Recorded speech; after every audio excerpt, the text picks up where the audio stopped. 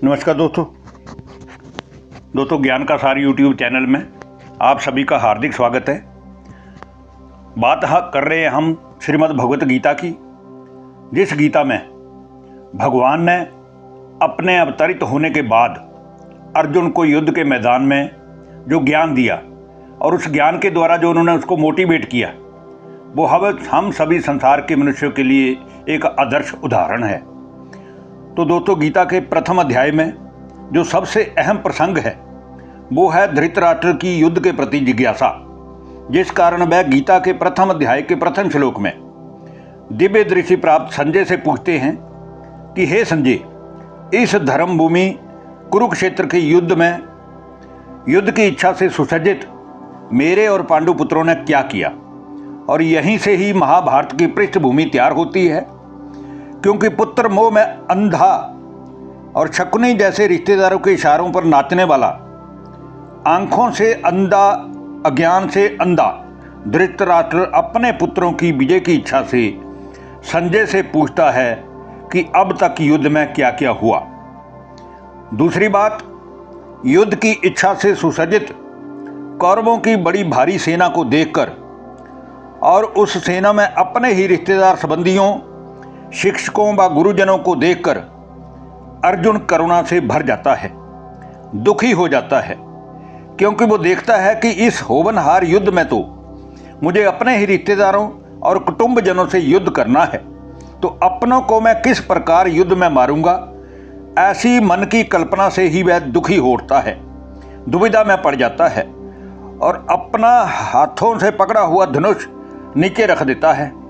वह भगवान से सही मार्गदर्शन करने के लिए कहता है। अब युद्ध के मैदान में जहां एक तरफ अक्षौहिणी कौरवों की सेना पूरी तरह से युद्ध के लिए खड़ी है, वहीं अर्जुन एकदम सभी रिश्तेदार संबंधियों को अपने सामने युद्ध के लिए खड़ा होकर देखता है और करुणा से भर जाता है और उसी समय युद्ध करने से इनकार कर देता है। क्योंकि ये युद्ध केवल पांडवों और कौरवों के बीच लड़ा जाने वाला युद्ध नहीं है, बल्कि ये युद्ध सत्य और असत्य पक्ष के बीच का युद्ध है। ये युद्ध पाप और पुण्य के बीच का युद्ध है। इसलिए अर्जुन की मनोस्थिति अपनों को युद्ध में उपस्थित देखकर डगमगा जाती है और वह करुणा से भर जाता है। अपने द्वारा अपनों को मारने से मोहग्रस्त हो जाता है।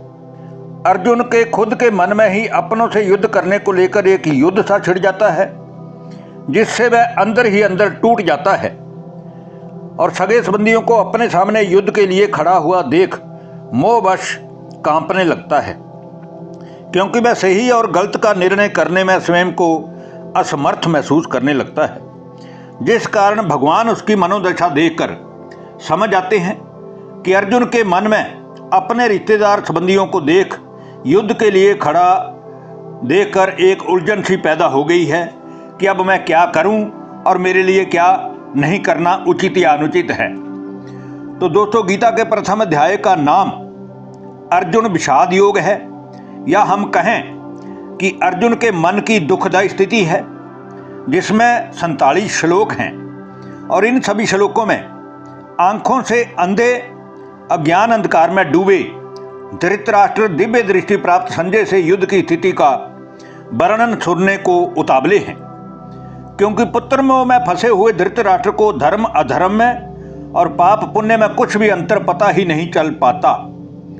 क्योंकि उन्हीं का एक रिश्तेदार शकुनी हर समय पांडवों के प्रति षड्यंत्र रचते हुए धृतराष्ट्र को भड़काता ही रहता है, जिससे धृतराष्ट्र को लगता है कि मेरे बड़ा होते हुए भी मेरे ही सामने हस्तिनापुर का साम्राज्य मेरे छोटे भाई पांडु को दे दिया गया था।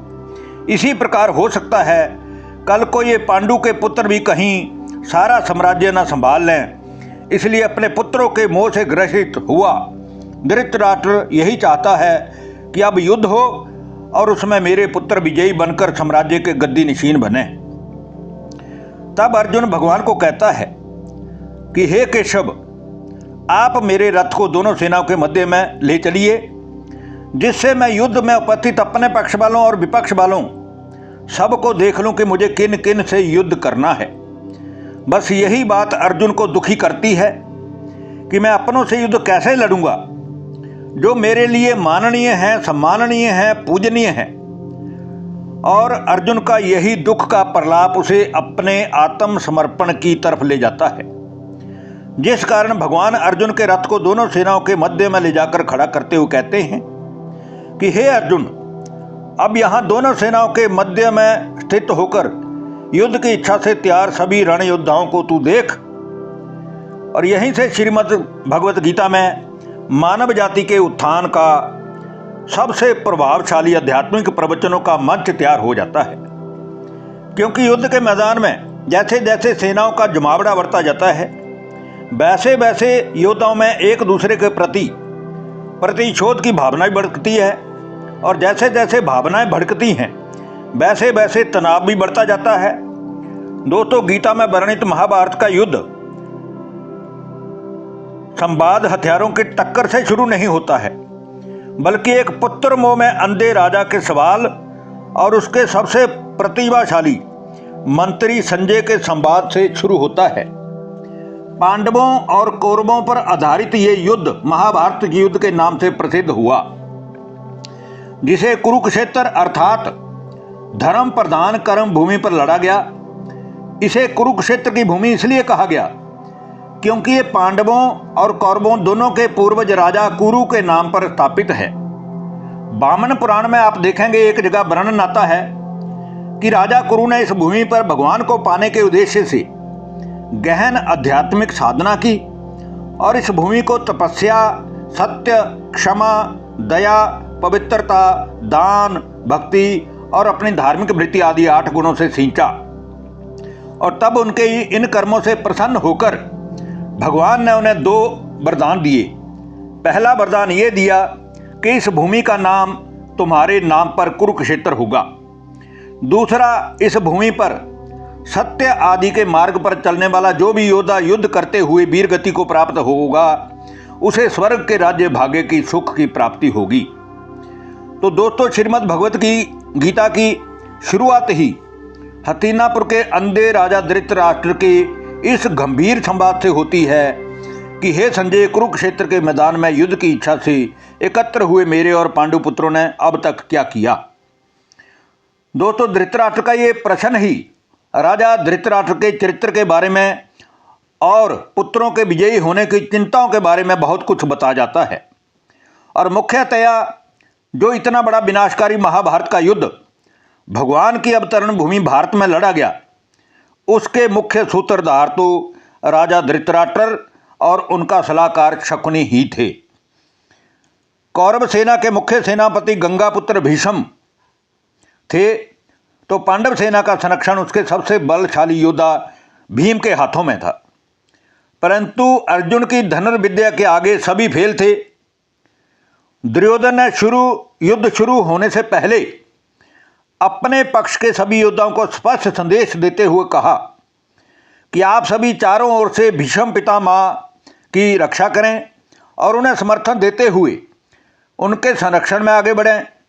तभी दुर्योधन के मन की बात को जानते हुए भीष्म पितामह ने सिंह समान गर्जना करते हुए और दुर्योधन के मन में हर्ष उत्पन्न करने के लिए शंख बजाया। इसके बाद अर्जुन, भीम, युधिष्ठिर आदि सभी योद्धाओं ने अपने अपने अलौकिक शंख बजाए। तब भगवान ने भी अलौकिक शंख बजाया और ऐसी आकाश में गर्जना हुई, पृथ्वी में गर्जना हुई, जिससे कौरवों के पक्ष वालों के हृदय बधीरण कर दिए। और वो जो इतना बड़ा भयंकर शब्द उन शंख ध्वनि से पृथ्वी आकाश में हुआ, तो उससे जो कौरव पक्षी योद्धा थे उनका मन विचलित हो गया, क्योंकि शंख और युद्ध के नगाड़ों की गड़गड़ाहट और ऊंच तीव्र ध्वनि के बीच महाभारत का वो महत्वपूर्ण क्षण सामने आया, जिसमें पांडवों की तरफ से महान धनुर्धर अर्जुन ने भगवान से अनुरोध किया कि हे प्रभु, अब मेरे रथ को थोड़ा सा और आगे ले जाकर दोनों सेनाओं के बीच में खड़ा कर दीजिए, ताकि हम ये तो अच्छी तरह देख लें कि हमें किन किन योद्धाओं से युद्ध लड़ना है। अब भगवान अर्जुन के रथ को दोनों सेनाओं के मध्य खड़ा करते हुए बताते हैं कि हे अर्जुन, अब अब इस युद्ध में मौजूद जिन जिन सभी योद्धाओं को तू देखना चाहता है उन्हें देख। और ऐसा सुनते ही अर्जुन की दृष्टि युद्ध के मैदान में उपस्थित उसके अपने ही सगे संबंधियों, दादा, चाचा, भाई, बेटे, मित्र, ससुर, गुरुजन सब पर पड़ी, जिनकी देखरेख व पालना में अर्जुन बड़ा हुआ था। और ऐसा मन को झकझोर देने वाला हृदय विदारक दृश्य देखकर अर्जुन फिर करुणा से भर गया, मोहग्रस्त हो गया और भगवान से कहने लगा कि हे प्रभु, मैं यहाँ खड़ा रहने में असमर्थ हूँ। मेरी त्वचा जल रही है, मेरा शरीर कांप रहा है। मैं सभी लक्षणों को भी विपरीत ही देख रहा हूँ कि कैसे हम इस युद्ध में अपनों का ही वध करने के लिए महान पाप करने को उद्यत हो गए हैं। इससे तो अच्छा है कि ये सभी विपक्षी योद्धा मिलकर मुझे मार डालें, क्योंकि मैं इस युद्ध द्वारा अपनों को मारकर पाप का अन्न खाना नहीं चाहता। इसलिए ना तो मैं विजय चाहता हूं, अथवा 3 लोगों का राज्य भी अगर मुझे मिल जाए तो भी मैं इनसे लड़ना नहीं चाहता। फिर पृथ्वी के लिए तो बात ही क्या है। संजय बोले कि हे धृतराष्ट्र, दोनों ही सेनाओं के मध्य रणभूमि में दुखी मन वाले अर्जुन ने भगवान से कहा कि मैं युद्ध नहीं करूंगा, और फिर अपना धनुष नीचे रखकर अर्जुन चुप हो गए। तो आज प्रथम अध्याय में हमने मुख्यतया जो इस अध्याय का सार है, सारांश है, वो आपके सामने रखा। धन्यवाद, नमस्कार दोस्तों। अभी हम अगली कड़ी में आपके साथ बात करेंगे श्रीमद् भगवत गीता के दूसरे अध्याय की। ओम शांति।